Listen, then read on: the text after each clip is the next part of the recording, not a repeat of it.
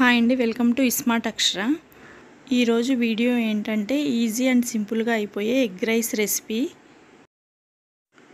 నోటికి రుచిగా ఏమైనా తినాలనిపించినప్పుడు, కర్రీస్ ఏమి తినబుద్ధి కానప్పుడు ఒకసారి ఈ విధంగా చేసుకొని తినండి, చాలా బాగుంటుంది.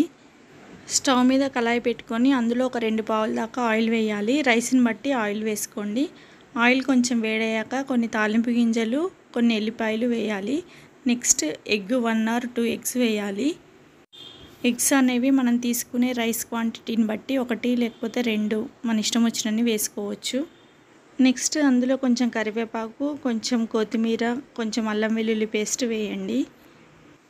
వీటన్నిటిని ఒకసారి మిక్స్ చేశాక ఒక 1.5 స్పూన్ దాకా ధనియాల పొడి వేయాలి. ఒక 1/2 స్పూన్ పసుపు వేయండి. 1 స్పూన్ కారం, చిటికెడు గరం మసాలా వేయాలి.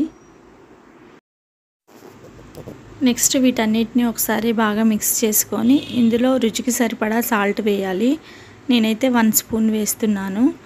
1 ఎగ్ తీసుకున్నాను.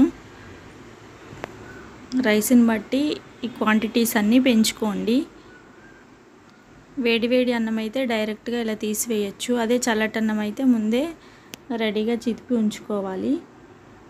నేను వేడన్నమే కాబట్టి డైరెక్ట్గా తీసి వేస్తున్నాను.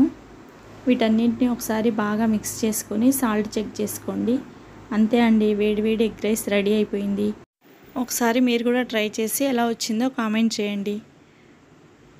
ఈ వీడియో కనుక మీకు నచ్చినట్టయితే లైక్ చేయండి, షేర్ చేయండి, సబ్స్క్రైబ్ చేయండి, పక్కనున్న బెల్ ఐకాన్ని క్లిక్ చేయండి.